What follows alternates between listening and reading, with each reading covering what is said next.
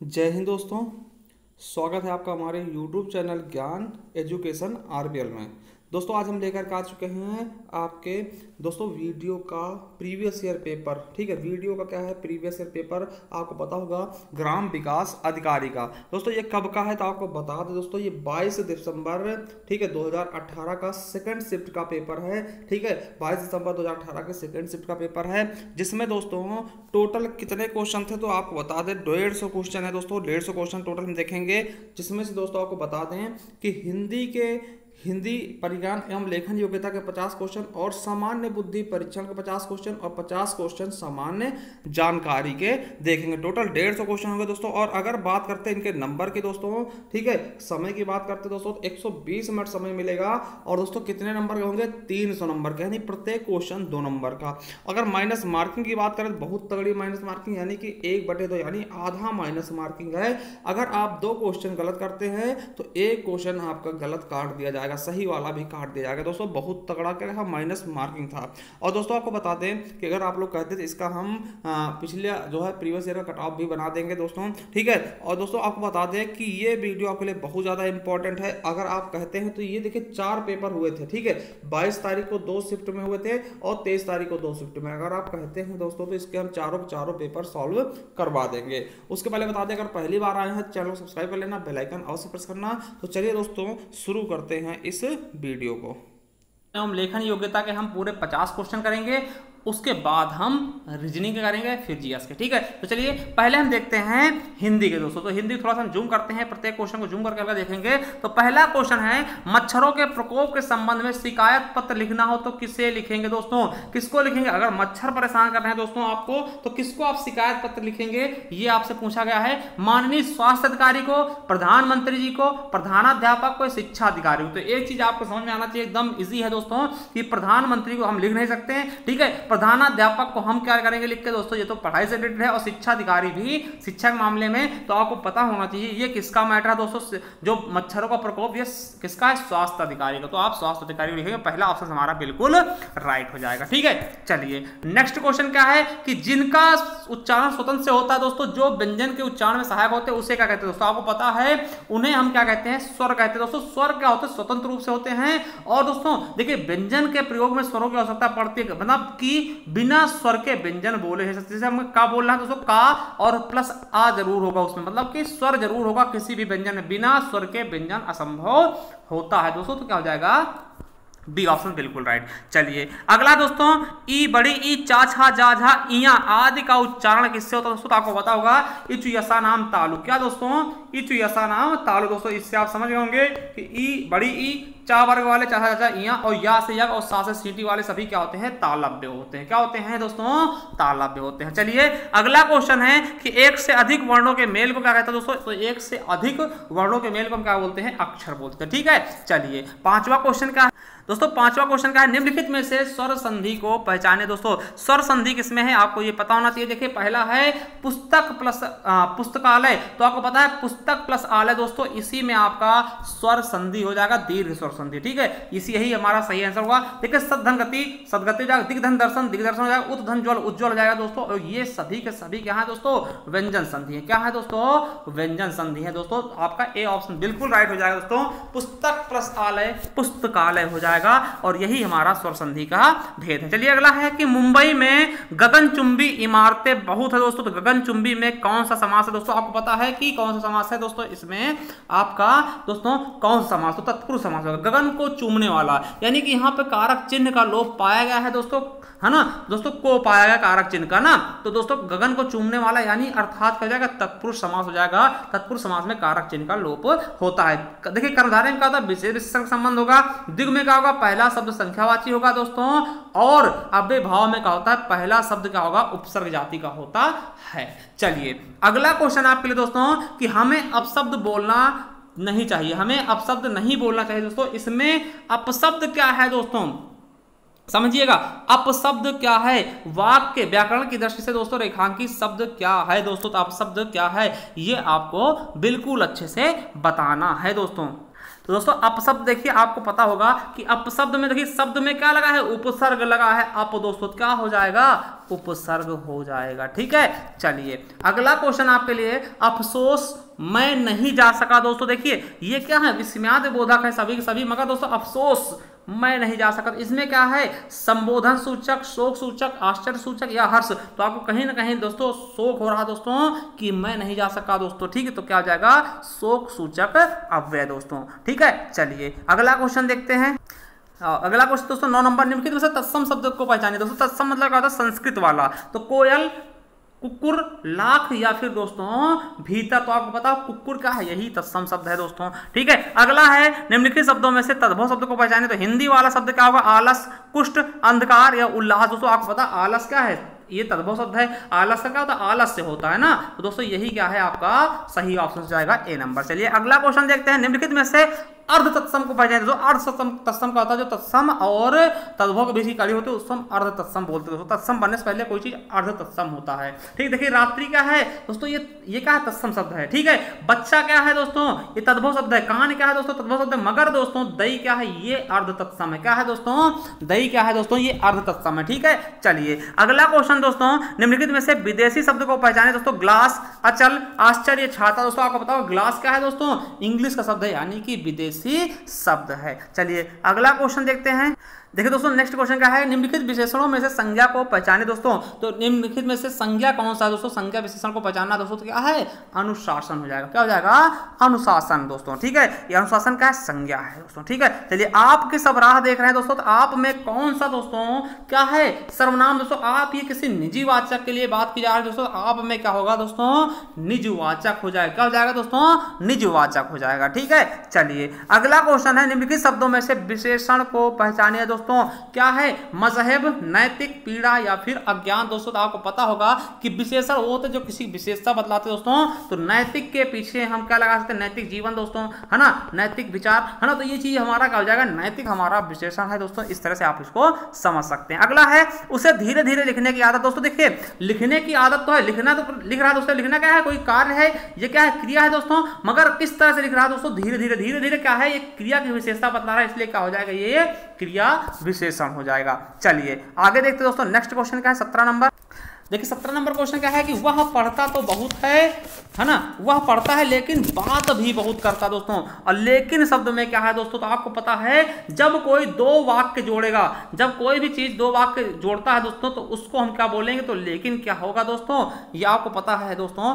बिल्कुल सही ऑप्शन इसका क्या हो जाएगा दोस्तों, 17 का, ये क्या है, अव्यय है। अगर पूछता अव्यय में क्या है दोस्तों, तो ये समुच्चय बोधक हो जाता। क्या, समुच्चय बोधक। ठीक है, चलिए अगला क्वेश्चन, रविवार है पर वह घर पर ही रहेगा दोस्तों। देखिए कोई भी चीज, देखिए ही क्या है दोस्तों, देखिए ऐसे कह सकते रविवार है घर पर, वह घर पर रहेगा दोस्तों, ये भी कह सकते, मगर हमने ही लगा दिया, किसी चीज में बल दे दिया, मतलब बल का काम कौन कर सकता है दोस्तों, तो ये निपात हो जाएगा। ही कौन है, तो ही क्या है दोस्तों, एक निपात है। ठीक है, चलिए अगला क्वेश्चन, चंद्रमा में, देखिए आकाश में चंद्रमा चमक रहा दोस्तों। तो आकाश में क्या होगा दोस्तों, आकाश का कौन सा पर्यायवाची शब्द नहीं है दोस्तों। तो आपको पता है व्योम भी होता है, गगन भी होता है, नभ भी होता है, रसाल नहीं होता। रसाल किसका है दोस्तों, ये आम का है, पर्यायवाची शब्द। ठीक है, चलिए अगला क्वेश्चन है, संतोष महाधन दोस्तों। तो संतोष का विलोम शब्द क्या होगा, सटीक विलोम शब्द क्या होगा, असंतोष हो जाएगा। चलिए अगला क्वेश्चन देखते हैं। देखिए 21 नंबर क्या है कि युग्म शब्द की कौन सी जोड़ी सही है दोस्तों। देखिए न्याय का अन्याय, धारा का पृथ्वी, है ना, और दोस्तों अचल का अचला और मान का अपमान। दोस्तों देखिए ये चीज आप समझिएगा, तो इसमें बताना है कौन सा सही जोड़ी नहीं है दोस्तों।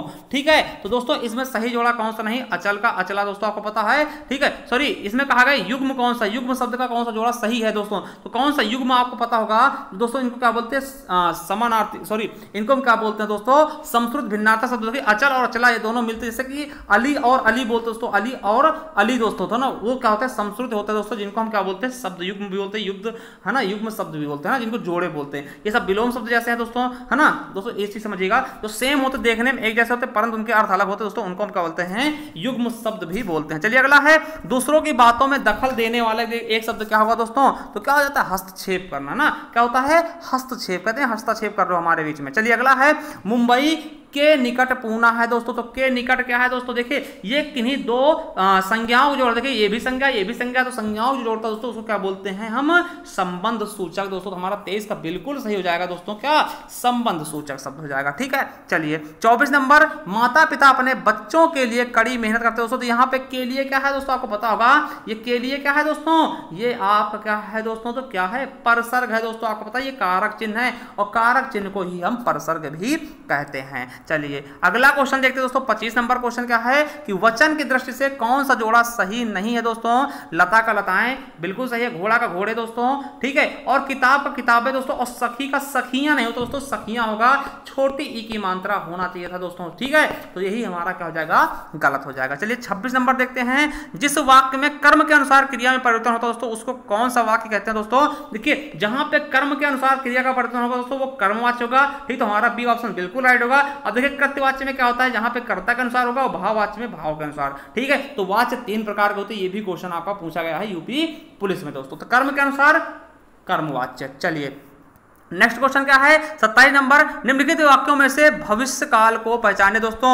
गाय घास चरती दोस्तों, ये आपको पता है सामान्य वर्तमान है। ठीक है, मोहन मुंबई गया था दोस्तों, तो देख लीजिए ये क्या है, पूर्ण दोस्तों भूतकाल है। और कल मैं घूमने जाऊंगी, यही है दोस्तों, क्या है, जाऊंगी, मतलब अभी गई नहीं है दोस्तों, आने वाले समय में की बात कर रहे थे, यही क्या होगा, भविष्य काल हो जाएगा हमारा सी नंबर, बिल्कुल सही दोस्तों। ठीक है, चलिए अगला क्वेश्चन है, मध्यम पुरुष तू का सही बहुवचन होगा दोस्तों। मध्यम पुरुष का सही बहुवचन क्या होगा दोस्तों, तू का हो जाएगा तुम लोग दोस्तों। ठीक है, चलिए अगला क्वेश्चन दोस्तों क्या है हमारा, 29 नंबर देखते हैं कि देखिए जिस वाक्य में इसलिए, और, क्योंकि, लेकिन, परंतु आदि समुच्चय बोधक शब्द जोड़ते हैं दोस्तों, उसको क्या कहते हैं, आपको पता होना चाहिए। रचना के आधार पर 3 वाक्य होते हैं, सरल, संयुक्त और मिश्रित दोस्तों। तो जहां पर क्योंकि, लेकिन, इसलिए, परंतु ऐसे शब्द आते हैं दोस्तों, वो मिश्रित वाक्य कहलाता है दोस्तों। देखिए सरल वाक्य में सरल होता है दोस्तों, एक ही उद्देश्य एक ही विधेय होता है दोस्तों, और संयुक्त में क्या होता दोस्तों, सॉरी देखिए इसका सही आंसर क्या हो जाएगा, संयुक्त हो जाएगा। ठीक है दोस्तों,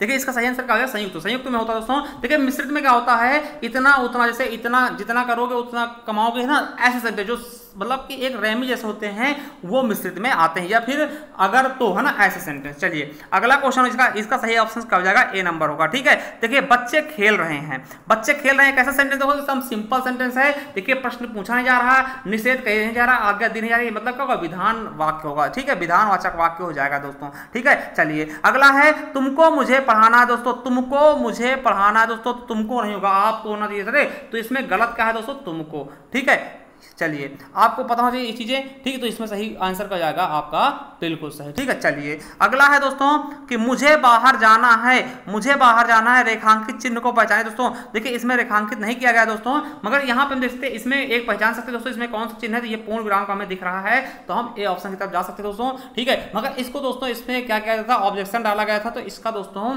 इसको क्वेश्चन को पूरे नंबर दिए गए थे। मतलब इसमें थोड़ा सा दिक्कत क्या है, यहाँ पे चिन्ह इसमें लगाना चाहिए था, नहीं लगाया, तो यहाँ पे फिर भी हम देख सकते हैं दोस्तों, यहाँ पे पूर्ण विराम चिन्ह है इस सेंटेंस में, तो हम पूर्ण विराम को सही कर सकते हैं। चलिए अगला क्वेश्चन देखते हैं दोस्तों कि किसी पद, उपवाक्य आदि की विशेषता दिखाने के लिए नीचे, है ना, शब्द के नीचे एक रेखा खींचते दोस्तों, उसे क्या कहते हैं दोस्तों। आपको पता है कि मान लिया हम कोई सेंटेंस पढ़ते हैं, तो उसके नीचे हम ऐसे अंडरलाइन कर देते हैं, तो उसको हम क्या बोलते हैं, उसको बोलते हैं अधोरेख चिन्ह। ठीक है, चलिए अगला क्वेश्चन है, उसने तो मेरी आंखें खोल दी दोस्तों। आंखें खोलना मतलब क्या होता है, भ्रम को दूर करना। क्या दोस्तों, भ्रम को दूर करना, यही आंखें खोलने मुहावरे का अर्थ होता है। चलिए अगला है, आग लगने पर कुआं खोदना। इसका मतलब क्या होता है दोस्तों, मुसीबत, संकट के समय बचाव के लिए सोचना दोस्तों। कहते नहीं आग लगी तो कुआं खोदने आ गए, मतलब जब संकट पड़ी तभी उसके बारे में आप सोच रहे हो। ठीक है, अगला है, पृथ्वी, ग्रहों, तारों आदि का स्थान क्या होता है दोस्तों, तो उसे हम क्या बोलते हैं, अंतरिक्ष दोस्तों। क्या बोलते हैं, अंतरिक्ष बोलते हैं दोस्तों। ठीक है, चलिए अगले क्वेश्चन की तरफ बढ़ते हैं दोस्तों। नेक्स्ट क्वेश्चन क्या है कि देखिए निम्नलिखित में से समानार्थी जोड़ी को स्पष्ट कीजिए। समानार्थी कौन सा है, यानी पर्यायवाची शब्द कौन सा है। पार्वती का महेश्वरी, व्यवहारिक का व्यवहार, देखिए विलोम शब्द है। शेर का शेरनी दोस्तों ये स्त्रीलिंग है, लड़के का लड़का का लड़के दोस्तों बहुवचन, तो ये बिल्कुल सही हो जाएगा, पार्वती का महेश्वरी, यही का है समानार्थी। अगला है, पूर्वी हिंदी क्षेत्र में कौन सी बोली नहीं बोली जाती दोस्तों। पूर्वी हिंदी के अंतर्गत कौन से आते हैं, अवधी, बघेली, छत्तीसगढ़ी। देखिए अवधी लिखा है दोस्तों, इसको अवधी समझिएगा, अवधी, बघेली और छत्तीसगढ़ी, ये तीनों है दोस्तों, ये नहीं हमारा जयपुरी, तो यही हमारा अलग हो जाएगा। ये कौन सा है दोस्तों, राजस्थानी हिंदी के अंतर्गत आता है। चलिए अगला है कि हिंदी भाषी राज्य के अंतर्गत कौन सा राज्य नहीं आता दोस्तों। कौन सा राज्य नहीं आएगा, तो महाराष्ट्र नहीं आएगा। महाराष्ट्र में क्या, मराठी भाषा है, ठीक है। चलिए अगला क्वेश्चन 40 नंबर का है, रामचरितमानस के रचयिता कौन दोस्तों, आपको पता होगा बिल्कुल आसानी से, तुलसीदास जी हैं। गोस्वामी तुलसीदास जी ने रामचरितमानस की रचना की दोस्तों। चलिए 41 नंबर देखते हैं क्वेश्चन दोस्तों, अंग्रेजी का हिंदी अनुवाद कीजिए। सही हिंदी अनुवाद कौन सा होगा दोस्तों, क्या है, English disaster to environment is the biggest problem. दोस्तों इसका सही अगर देखते हैं, इसका हिंदी क्या हो जाएगा कि पर्यावरण को हानि पहुंचाना आज की बड़ी समस्या है दोस्तों। बी ऑप्शन आपका बिल्कुल राइट हो जाएगा। चलिए अगला क्वेश्चन देखते हैं, शिक्षा मनुष्य जीवन की नींव है दोस्तों। शिक्षा मनुष्य जीवन की नींव है दोस्तों, तो इसका सही ऑप्शन क्या हो जाएगा दोस्तों, तो आपको बता दें कि education is the foundation of our life दोस्तों, ठीक है। चलिए अगला क्वेश्चन दोस्तों देखते हैं। अब देखिए ये आपका क्या है दोस्तों, ये आपका गद्यांश दोस्तों। गद्यांश को छांट करके आपको आंसर देने हैं, ठीक है। ये गद्यांश दोस्तों आपको इसके छांट करके आंसर देने थे, तो चलिए इसके हम ऐसे भी आंसर बता सकते हैं दोस्तों। ये देखिए पहला क्वेश्चन क्या है कि हिंदी साहित्य इतिहास को 4 भागों में बांटा गया है। ये देखिए ये गद्यांश है, ये गद्यांश पढ़िएगा। हिंदी साहित्य इतिहास को 4 भागों में बांटा गया, आदिकाल, भक्तिकाल, रीतकाल, आधुनिक काल।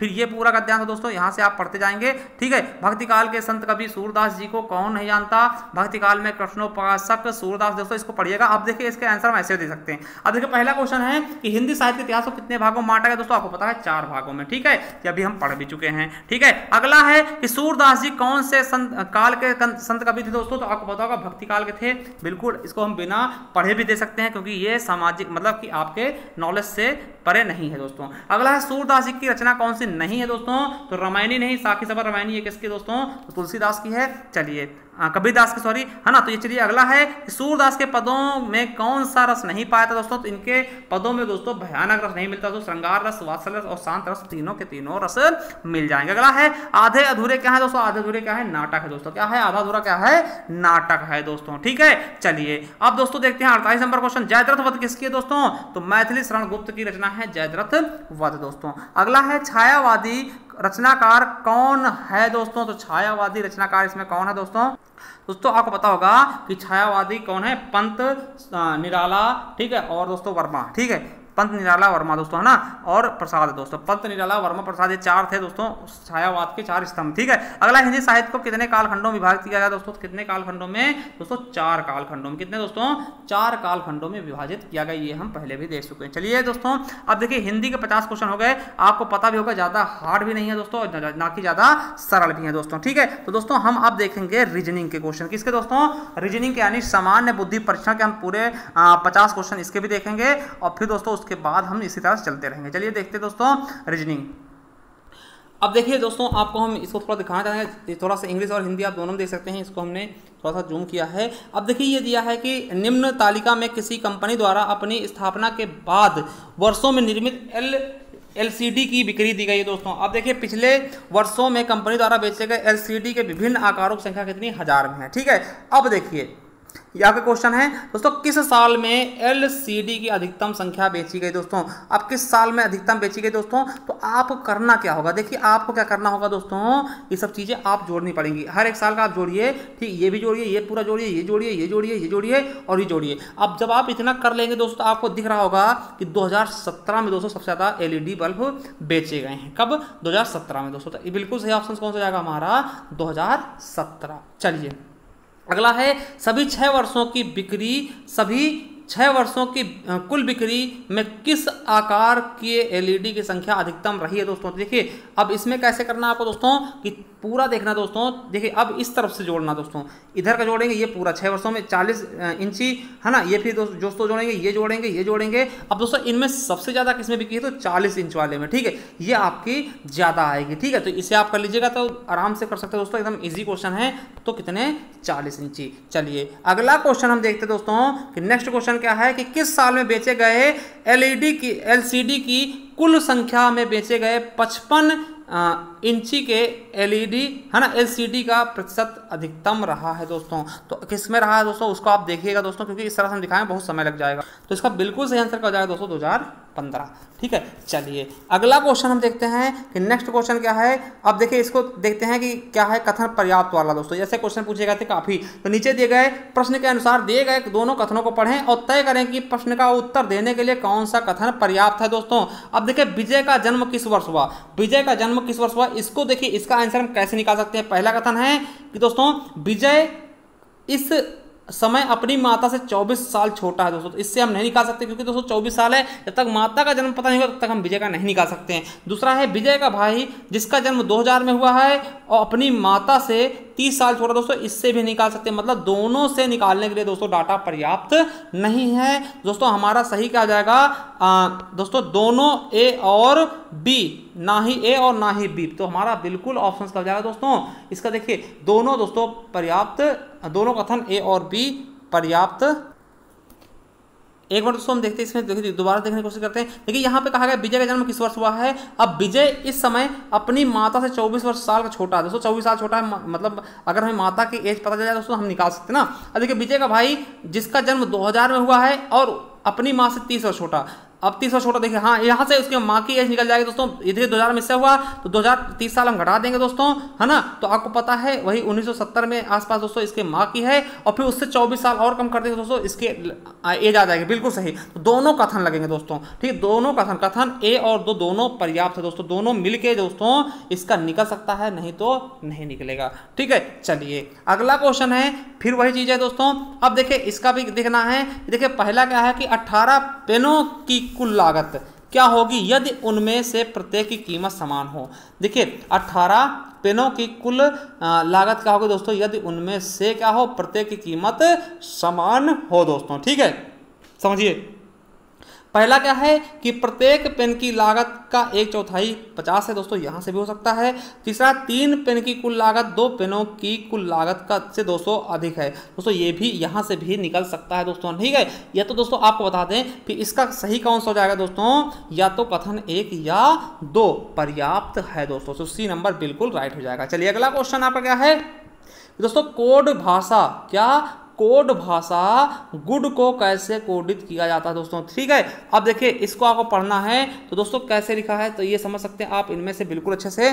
ठीक है, गुड को कैसे कोडित किया जा सकता है दोस्तों। ठीक है, अब देखिए ही ली बी बीसी का अर्थ वह एक अच्छा गायक है, और बी NOF नी का तात्पर्य क्या है, वो अच्छे गीत गाएगी। दूसरा दोस्तों ही ली है ना, बी और BC का तात्पर्य क्या है, वो एक अच्छा गायक है, और NEB का तात्पर्य है वो अच्छे गीत गाएगा दोस्तों। ठीक है, तो दोस्तों इसमें आपको बता दें दोस्तों इसका बिल्कुल सही ऑप्शन का हो जाएगा अकेला कथन ए पर्याप्त है, जबकि अकेला बी पर्याप्त नहीं है दोस्तों। ठीक है, तो ये आप देख सकते हो दोस्तों। ठीक है, चलिए अब आगे देखते हैं दोस्तों कि यदि एक गुणा का प्रयोग जमा के लिए, अब देखिए यहाँ पर हम करेंगे इसको सॉल्व। ठीक है, देखिए यदि गुणा का जमा, देखिए गुणा किसके लिए है, जमा के लिए हो जाएगा दोस्तों।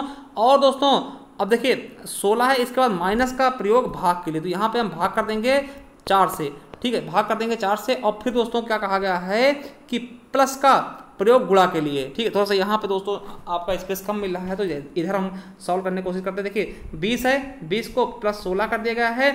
अब देखिए अब 2 है दोस्तों, माइनस को क्या किया गया है, भाग कर दिया गया है, माइनस को भाग कर दिया गया है। अब देखिए प्लस का प्रयोग गुणा के लिए, तो प्लस का प्रयोग हम 2 से गुणा के लिए कर देंगे, और भाग का प्रयोग दोस्तों घटाने के लिए किया गया है, तो इसको हम सॉल्व कर सकते हैं दोस्तों। यहाँ से काट देंगे दोस्तों तो कितना आ जाएगा, 4 आ जाएगा। ये देखिए 4 आ गया है, क्योंकि 16 का भाग करेंगे 4 आ जाएगा दोस्तों। अब देखिए 4 दूनी 8 होगा, तो 20 प्लस 8 माइनस 8 दोस्तों, तो कितना आंसर आ जाएगा दोस्तों। ठीक है, कितना आंसर आएगा ये आप खुद दे सकते हैं। देखिए अब क्या होगा, तो देखिए माइनस का 8 हो, ये प्लस का 8 कर दिया, कितना बचा, 20 बचा, तो हमारा बी ऑप्शन बिल्कुल और बिल्कुल राइट हो जाएगा। ठीक है, चलिए अगला क्वेश्चन देखते हैं। नेक्स्ट क्वेश्चन क्या है कि एक समूह में उतनी ही मुर्गी जितने की भेड़ हैं, पुरुष बकरियों से 2 गुना है और बकरियां दोस्तों भेड़ों से 2 गुना है। यदि पैरों की कुल गणना 44 है तो दोस्तों समूह में कितने 4 पैर वाले जानवर होंगे मेरे दोस्तों। देखिए ये बहुत बड़ा क्वेश्चन दोस्तों, इसको हम लगा भी नहीं सकते इसमें। ठीक है, अब देखिए इसमें आप ऑप्शन से कर लीजिएगा दोस्तों 6, आप इसका ऑप्शन नंबर 6 बिल्कुल सही जाएगा, तो मतलब 6 होगी किसके दोस्तों, पैरों की संख्या जानवरों की। ठीक है, चलिए अगला क्वेश्चन देखते हैं कि नेक्स्ट क्वेश्चन क्या है। फिर कथन और अवधारणाएं हो गई। देखिए केवल मरी हुई मछलियां प्रवाह के साथ जाती हैं, समझिएगा केवल मरी हुई मछलियां ही प्रवाह के साथ जाती हैं दोस्तों। ठीक है, अब देखिए क्या कहा गया, मछलियां प्रवाह के साथ तैर नहीं सकती दोस्तों, ये तो कुछ कहा ही नहीं गया। क्या, ये तो कुछ कहा ही नहीं गया। अगला, सोचने और निर्णय लेने की प्रत्येक व्यक्ति की योग्यता होनी चाहिए दोस्तों। तो ये तो भाई बिल्कुल सही है कि दोस्तों क्या है कि सोचने और समझने की तो होनी चाहिए ना दोस्तों। केवल और केवल क्या है, धारणा 2 अंतर्निहित करती है दोस्तों। ठीक है, चलिए अगला क्वेश्चन क्या है कि क्या होगा से बेहतर है ओह। समझिएगा, क्या होगा कि बेहतर से क्या है ओह दोस्तों। तो अब अवधारणाएं क्या है, धारणाएं क्या है दोस्तों, इनको आप बताइएगा। अब देखिए धारणाएं क्या हैं कि समस्याओं को देखकर छोड़ने से पहले आपको प्रयास करना चाहिए। भाई ये तो कहीं ना कहीं अंतर्निहित कर रहे दोस्तों। ठीक है, दूसरा है यदि आप असफल होते हैं तो भी आप सीखेंगे कि समस्या को कैसे निपटा नहीं जा सका ना।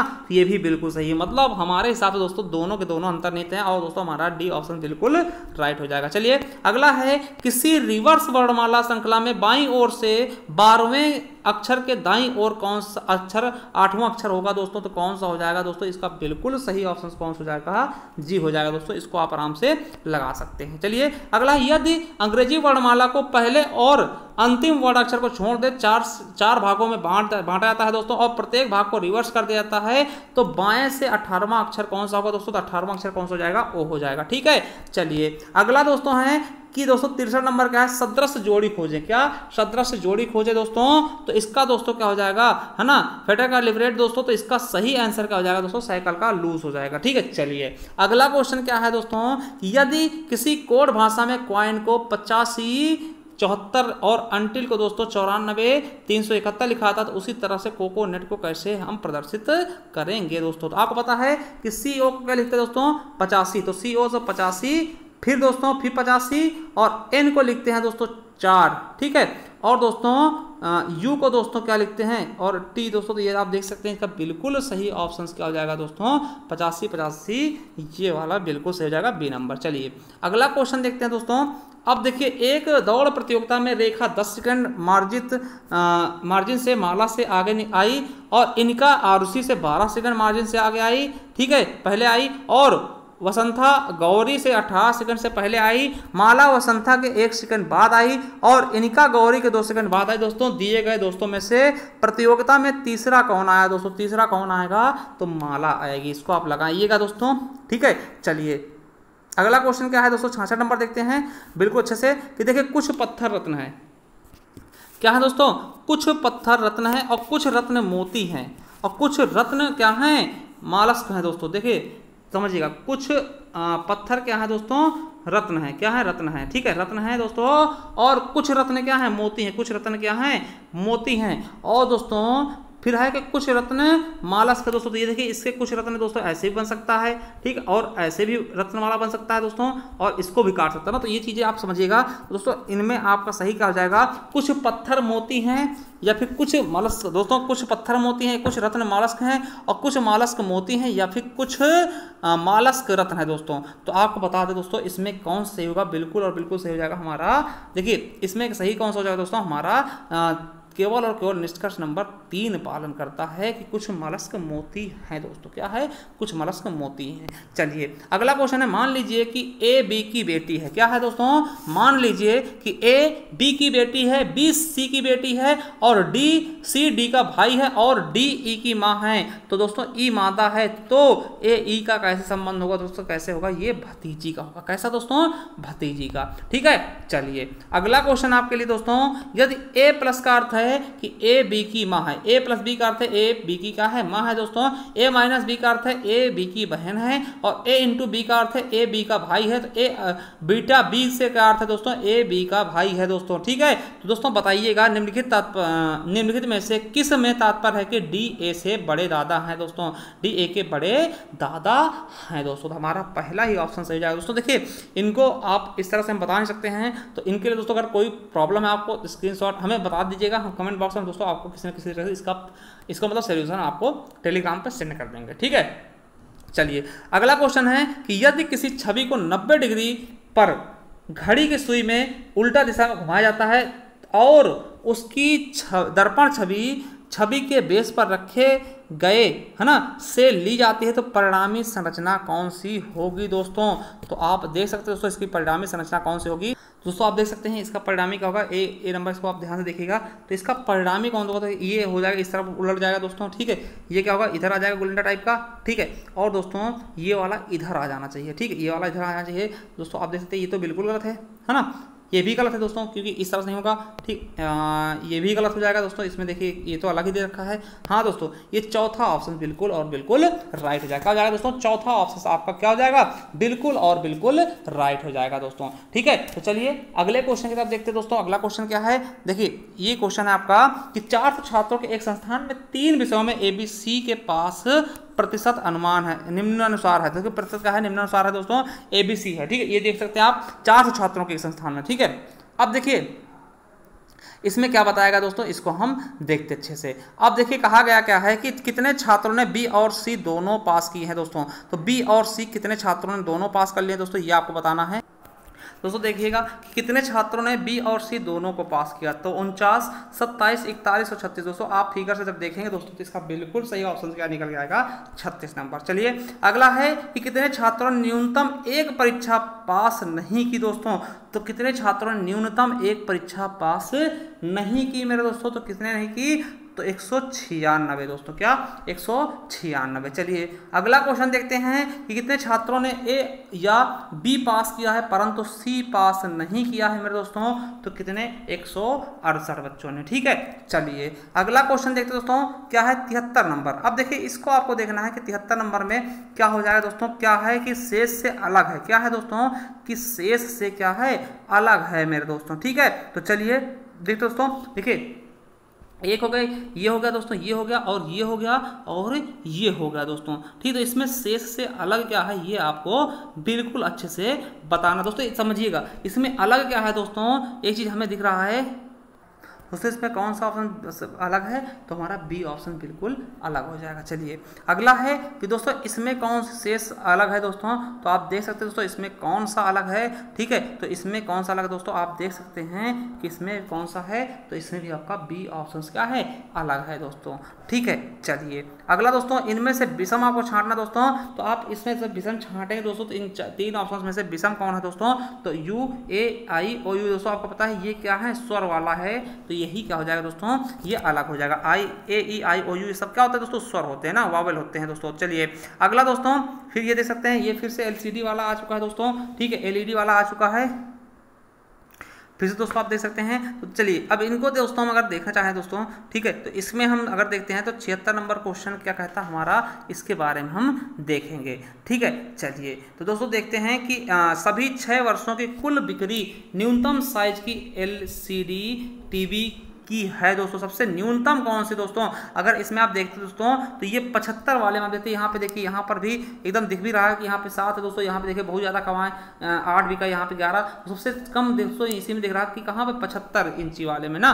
तो 75 इंची वाला बिल्कुल राइट हो जाएगा। अगला है कि किस वर्ष बेचे गए कुल LCD TV की संख्या में बेचे गए 60 LCD TV की प्रतिशत अधिकतम थी मेरे दोस्तों। तो किस वर्ष थी दोस्तों, तो यहाँ पर हम देखते दोस्तों तो किसकी थी, तो 2012 में दोस्तों, क्या 2012 में आप देख सकते हैं 60 वाले से दोस्तों अधिकतम है, ठीक है। दोस्तों इसका बिल्कुल सही ऑप्शन क्या हो जाएगा, C नंबर। चलिए अगला क्वेश्चन क्या है कि रंजीत किस वर्ष पैदा हुआ है। देखिए यहाँ पे क्वेश्चन है कि रंजीत किस वर्ष पैदा हुआ, इसको आपको बताना है दोस्तों। अब देखिए वर्तमान में रंजीत अपनी माँ से 24 साल छोटा है और रंजीत का भाई जो सन 2001 में पैदा हुआ था उनकी माँ से 31 साल है दोस्तों, ठीक है। तो ये दोस्तों यहाँ से दोनों से दोस्तों इसका आंसर बिल्कुल निकल आएगा। तो दोस्तों क्या है कि कथन 1 और 2 दोनों सही है दोस्तों, ठीक है, दोनों होंगे तभी ये आंसर निकल पाएगा। चलिए अगला है कि 2 कथनों के बाद नीचे दिए गए प्रश्नों को पढ़ें और बताएं कि प्रश्न का उत्तर देने के लिए कौन सा कथन सही है दोस्तों। तो इसको आपको बताना है, इसका भी बिल्कुल सही ऑप्शन क्या होगा दोस्तों, ठीक है। अब देखो दोस्तों आपको बता दें कि ये जो क्वेश्चन है दोस्तों 28 बैग की कुल लागत क्या होगी यदि यदि इनमें से प्रत्येक की लागत समान हो मेरे दोस्तों। ठीक है दोस्तों, प्रत्येक बैग की लागत का 5वां हिस्सा 50 है और 3 बैग की कुल लागत 2 बैगों के कुल लागत से 250 है दोस्तों। तो आपको बता दें दोस्तों, इसका सही आंसर क्या बताएगा दोस्तों, इसके पूरे के पूरे नंबर सबको दिए गए थे दोस्तों। ठीक है, इस क्वेश्चन को काट दिया गया था। ठीक है, इसके फुल मार्क दिए गए थे। चलिए अगला क्वेश्चन देखते हैं दोस्तों। 80 नंबर क्वेश्चन क्या है कि दो कथनों के बाद नीचे दिए गए कथन को पढ़ें दोस्तों और बताएं कि प्रश्न का उत्तर देने के लिए कौन सा कथन सही होगा दोस्तों। क्यों सही होगा, तो ये चीज आपको बताना है दोस्तों। एक कूट भाषा दिया गया दोस्तों। ठीक है, तो इसके बारे में आपको बिल्कुल से बताना दोस्तों। मार्बल्स दोस्तों, इसका कैसे लिखा जाता है दोस्तों। ठीक है, तो ये चीज आप देख सकते हैं दोस्तों, मार्बल्स है ना। यहाँ पे देखिए, यहाँ पे आपको बताना है कि देखिए ये कथन नंबर ए है, NMGALSI है ना, NALG है ना, MG और ALSI यानी आप सकते हैं है ना। तो सोडियम है ना, सोडियम मैग्नीशियम है ना, एल्यूमिनियम और सिलिकॉन, ये अलग चीजें हैं। ठीक है, इसका मतलब होगा some stones are marble. SiPCl का अर्थ क्या होता है, मार्बल डू नॉट ब्रेक है ना दोस्तों। यहाँ से क्या हम इसका अर्थ निकाल सकते हैं मार्बल का। ठीक है, तो ये चीजें आपको बतानी है। देखिए यहाँ पर मार्बल और यहाँ मार्बल दोस्तों, यहाँ भी मार्बल है और यहाँ मार्बल। अगर देखते हैं कि दोनों में कोई चीज सेम बैठा तो यहाँ से भी हमारा निकल जाएगा। हाँ दोस्तों, इसमें से हमें एक चीज सेम मिला, SI, तो SI से दोस्तों मार्बल हो सकता है, यानी कि पहले से हमारा निकल जाएगा। क्या हो जाएगा दोस्तों, पहले से ही दोस्तों निकल जाएगा दोस्तों। जबकि हम दूसरा देखते हैं कि दोस्तों यहाँ देखते हैं Na stone is or marble और दोस्तों यहाँ पे मार्बल आर स्टोन दोस्तों स्ट्रॉन्ग है ना। तो यहाँ से अगर हम देखते हैं तो ये यहाँ पे भी दोस्तों आपको दिख रहा होगा, यहाँ पे भी AL मिल रहा है दोस्तों। ठीक है, तो हमारा दोस्तों आप कह सकते हैं कि पहला ही सही जबकि दूसरा नहीं है ना। तो हम पहले से निकाल सकते हैं दोस्तों, तो बिल्कुल सही हमारा क्या जाएगा, पहले से हम निकाल सकते हैं दोस्तों। ठीक है, कथन ए सही है। ठीक है, चलिए अगला दोस्तों देखते हैं। ठीक है, तो यही से कह सकते हैं दोस्तों, यहाँ से हम केवल कथन ए ही सही है दोस्तों। ठीक है, चलिए अगला देखते हैं कि फिर से वही बात कही गई दोस्तों कि कूट वाक्य सिन लो बाय, जिसका अर्थ है ही इज वेल में कूट का अर्थ वेल है दोस्तों। तो कूट का अर्थ वेल क्या है दोस्तों, इसके बारे में बताना है। तो लो मोट डेल दोस्तों का अर्थ है दे आर वेल। क्या है इसका अर्थ, क्या है, दे आर वेल मेरे दोस्तों। ठीक है, अब बताना है दोस्तों।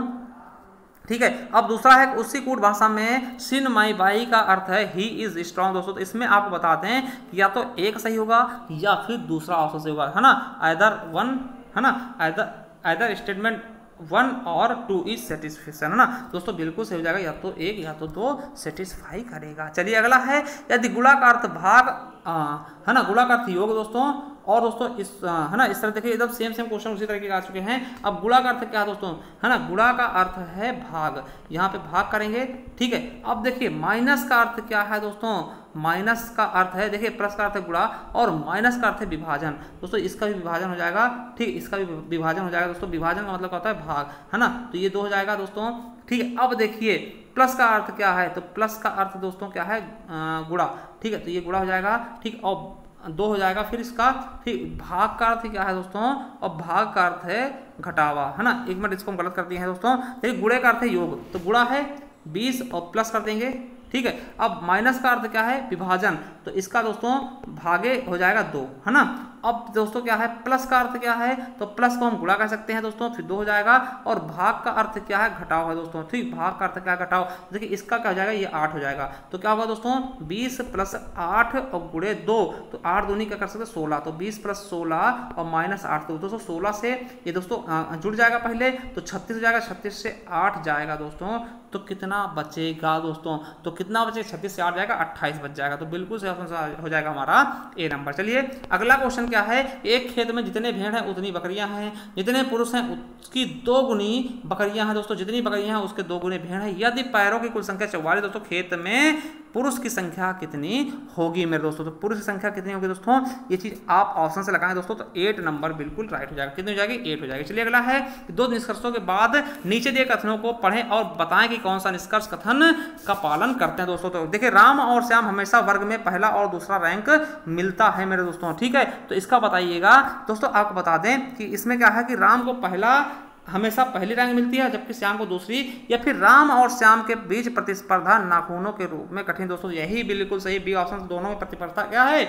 बहुत ही तगड़ी दोस्तों। तो इसमें क्या हो जाएगा, केवल निष्कर्ष 2 ही पालन करता है। चलिए अगला क्वेश्चन है कि 2 निष्कर्षों के बाद नीचे दिए गए कथनों को पढ़ें और बताएं कि कौन सा पूर्वानुमान कथन अंतर्निहित है। सिर्फ मरी हुई मछलियां ही बहाव के साथ जाती हैं दोस्तों। तो जीवित, अब देखिए इसका क्या कहना है दोस्तों कि मरी हुई मछलियां केवल बहाव के साथ जाती हैं दोस्तों। तो कह रहा है क्या कि जीवित मछलियां कभी प्रभाव के साथ नहीं जाएंगी दोस्तों, ये तो बिल्कुल गलत है। ठीक है, अब किसी व्यक्ति को खुद सोचकर निर्णय लेना चाहिए दोस्तों, ये भी बिल्कुल सही है दोस्तों, इसको समझना चाहिए।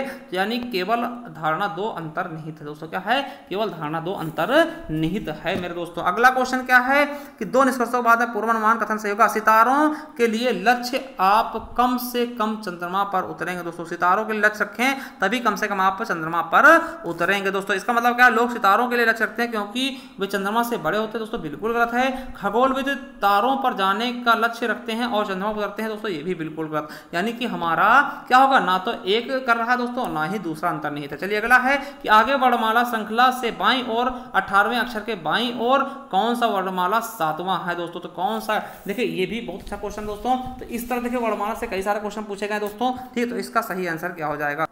तो दोस्तों इसका बिल्कुल सही ऑप्शन कौन सा हो जाएगा दोस्तों? के नंबर बिल्कुल राइट हो जाएगा। चलिए अगला है दोस्तों कि किस भाषा में एक कोड विशेष में यदि मानसून को ये लिखा था तो विंटर्स को ये लिखा था, समर को क्या लिखेंगे दोस्तों। ठीक है, तो यहाँ पे हम देख सकते हैं दोस्तों, यहाँ पे क्या है?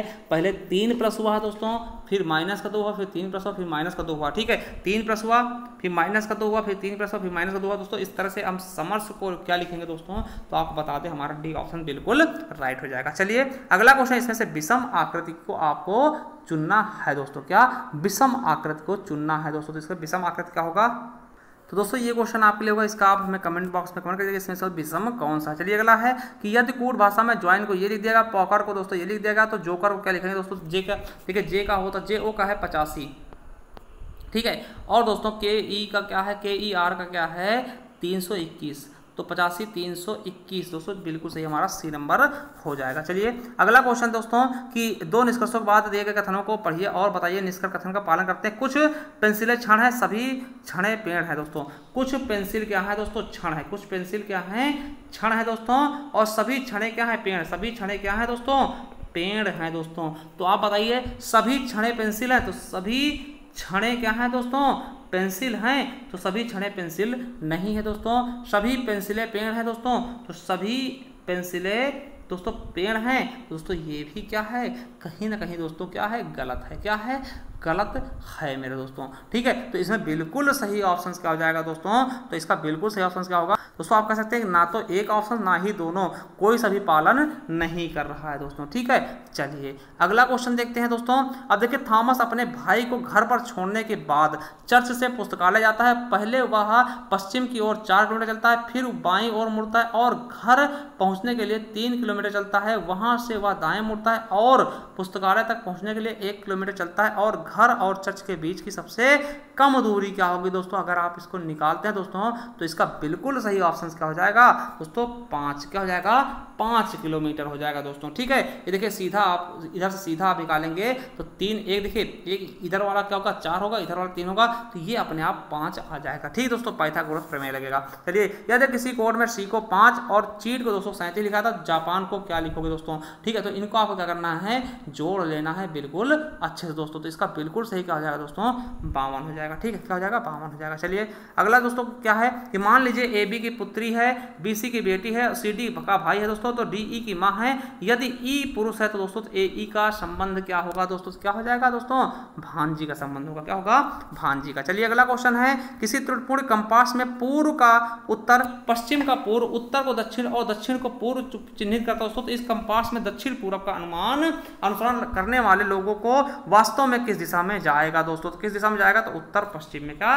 उत्तर पश्चिम में। ठीक है, चलिए अगला क्वेश्चन दोस्तों ये देखिए, ये जो है दोस्तों कि 3 समाचार पत्र हैं एबीसी हैं, प्रत्येक एक गजट समुदाय में 300 परिवार द्वारा खरीदे जाते हैं दोस्तों। देखिए ये क्वेश्चन क्या है दोस्तों? इसके सभी के सभी क्वेश्चन गलत थे दोस्तों और इसके सभी को दोस्तों नंबर पूरे दिए गए दोस्तों। यानी आप समझ सकते हैं क्वेश्चन ही गलत था। तो इसका दोस्तों 96 ये भी क्वेश्चन गलत है, 96 भी गलत है, 97 भी गलत है दोस्तों, 98 भी गलत है दोस्तों और 99 भी गलत दोस्तों। मगर 100वां क्वेश्चन आपको बताना है कि विषम को चुनिए, बसंत, पतझड़, हवादार, गर्मी। दोस्तों आपको पता है कि हवादार क्या होगा? अलग हो जाएगा। ठीक है दोस्तों, ये रीजनिंग के 50 क्वेश्चन हो गए। अब देखते हैं जीएस क्वेश्चन। क्या दोस्तों, जीएस के क्वेश्चन देखते हैं और बहुत ही बेहतरीन ढंग से दोस्तों हम देखेंगे। देखिए, ज्ञान प्राप्त करने के बाद गौतम को किस रूप में जाना जाने लगा दोस्तों? आपको पता होगा कि ज्ञान प्राप्त करते दोस्तों इन्हें किस नाम से जाना लगा? बुद्ध के रूप में। ठीक, किसके रूप में? बुद्ध के रूप में दोस्तों। जिन किसको जानते हैं दोस्तों? आपको पता है जैन धर्म को। ठीक है, चलिए दोस्तों अगला क्वेश्चन क्या, सम्राट अशोक का कौन सा शिलालेख कलिंग के उसके विजय का उल्लेख करता है दोस्तों? तो आपको पता होगा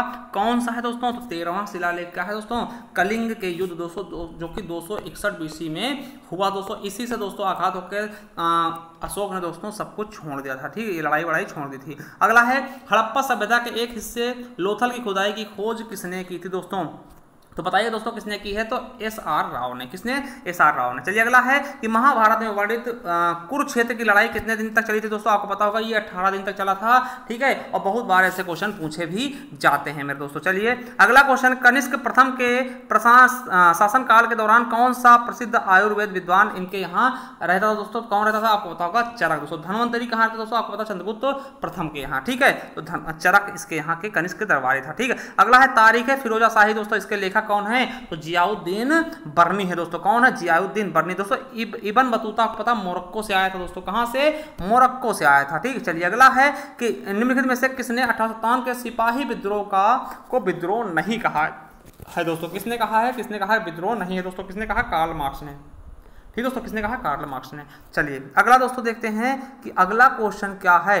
ठीक है, कि मुस्लिम लीग के लाहौर सत्र में पाकिस्तान की मांग की थी दोस्तों। कब की थी? तो 1940 में। कब दोस्तों? 1940 में। अगला क्वेश्चन कि भारत में वंदे मातरम पत्रिका के स्थापना किसने की थी दोस्तों? तो आपको पता होगा किसने की थी दोस्तों? अरविंद घोष जी द्वारा की गई थी दोस्तों। किसके द्वारा?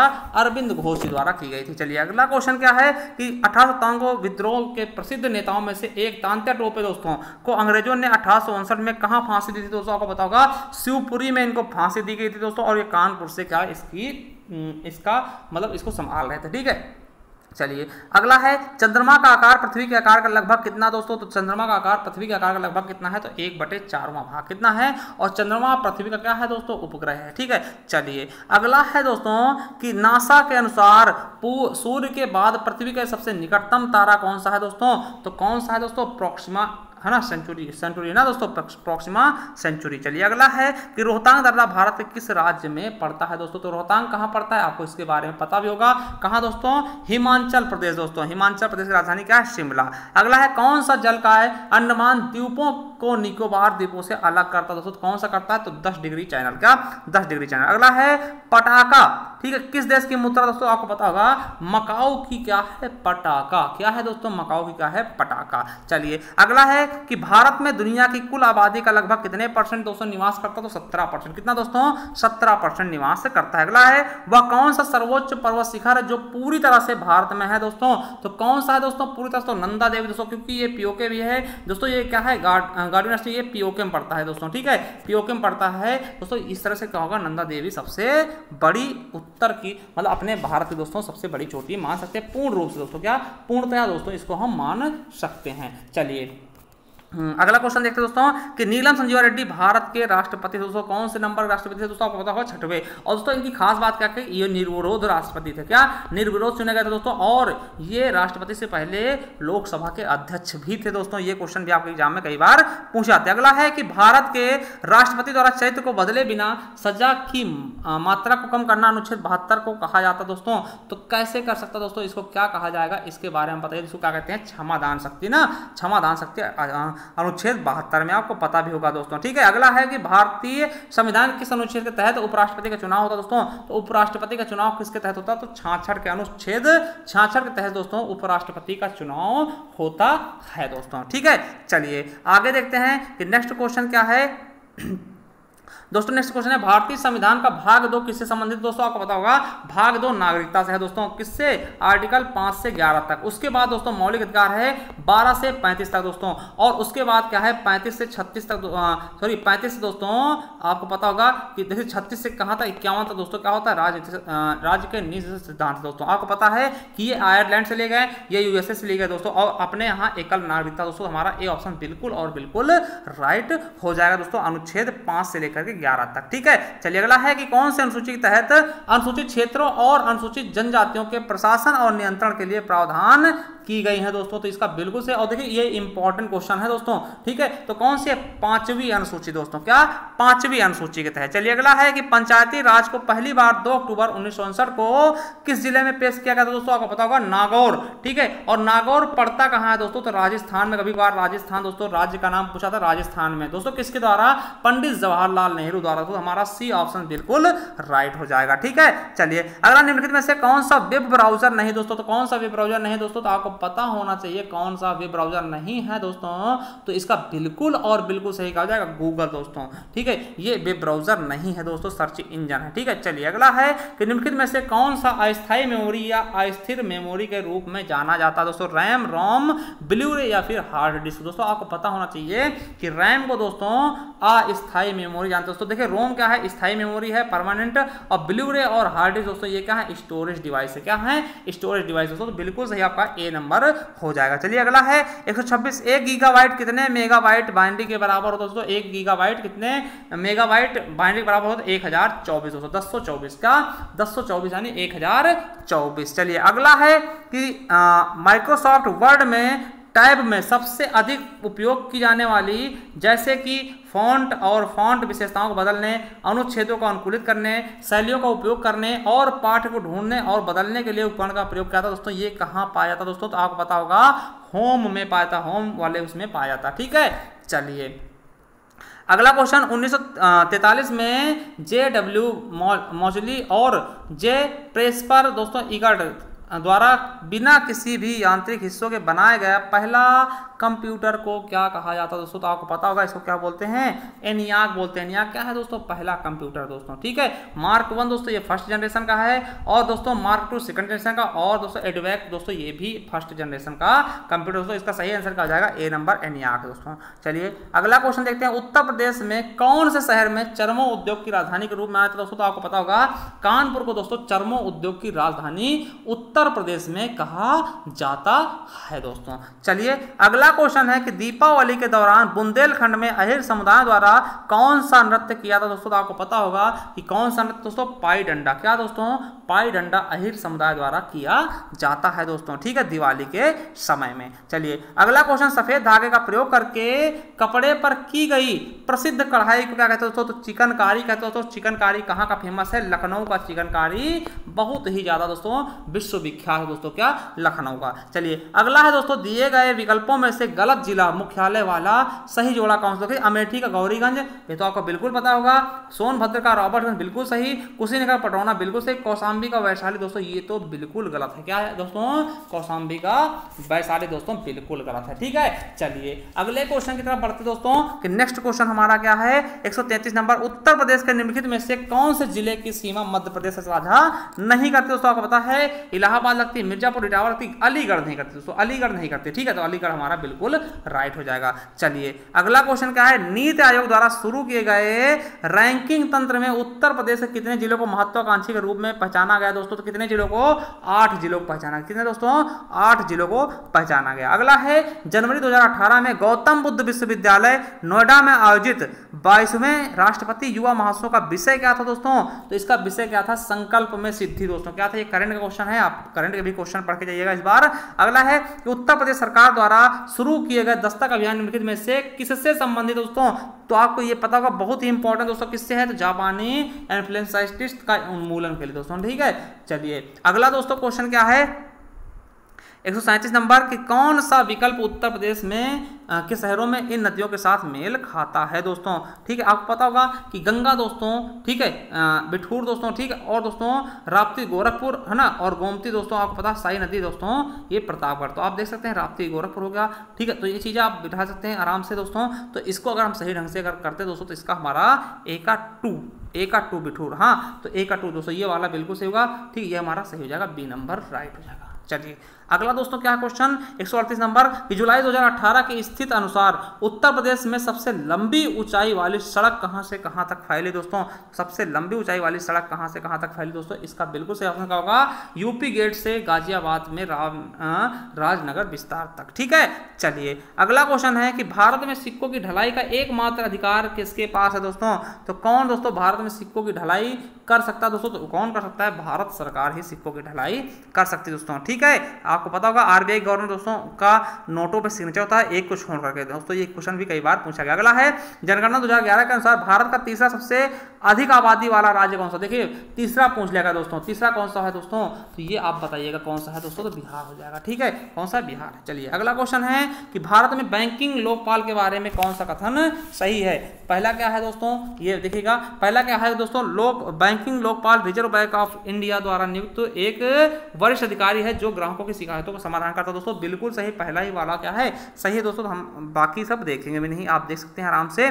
ठीक, अगला है कि 16-17 जुलाई 2018 को मस्कट में आयोजित भारत ओमान संयुक्त व्यापार परिषद के 8वें सत्र का नेतृत्व किसने किया था दोस्तों, तो किसने किया था दोस्तों, इसका बिल्कुल सही ऑप्शन क्या होगा 42 का, तो किसने दोस्तों, सुरेश प्रभु जी ने। किसने दोस्तों, सुरेश प्रभु, जबकि वो रेल मंत्री थे दोस्तों। चलिए अगला है उस योजना का नाम क्या है जिसका उद्देश्य घरेलू उपभोक्ताओं को एलईडी बल्ब प्रदान करना और जिसके मार्च 2019 तक दोस्तों 770 मिलियन उद्दीप्त बल्बों को एलईडी बल्बों में बदलना था दोस्तों। तो इसका बिल्कुल सही ऑप्शन क्या हो जाएगा 143 का दोस्तों, आपको पता है उजाला योजना। दोस्तों क्या, उजाला योजना। देखिए उज्ज्वला योजना किससे दोस्तों, रसोई घर से संबंधित है ना, सिलेंडर से, मगर उजाला योजना दोस्तों बल्ब से संबंधित। चलिए अगला है महिला एकल विंबलडन दोस्तों टेनिस खिताब दोस्तों किसने जीता है दोस्तों, इसका सही क्या हो जाएगा हमारा ए नंबर, एंजेलिक केलबर है ना दोस्तों, तो केबर है ना, तो ये चीजें आप याद रखेंगे। अगला है कि जुलाई 2018 में बैंकॉक में आयोजित Thailand open world tour super 500 badminton tournament एकल महिला किसने जीता दोस्तों, तो इसका बिल्कुल सही इसका हो जाएगा